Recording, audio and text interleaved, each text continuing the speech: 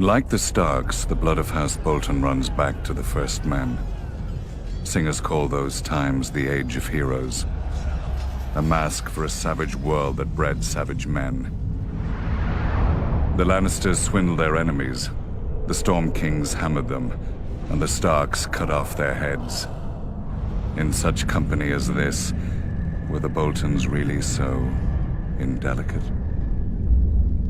Unlike some other houses, my ancestors owned the Bolton words, "Our blades are sharp."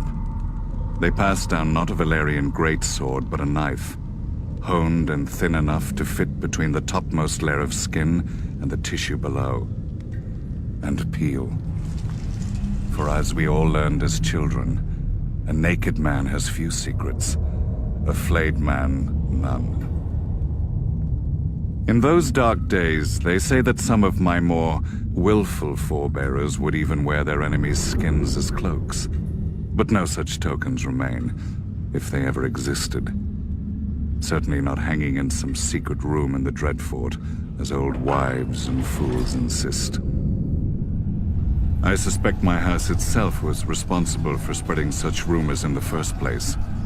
Few weapons are as effective as terror, and this was an age of war. House against house, brother against brother.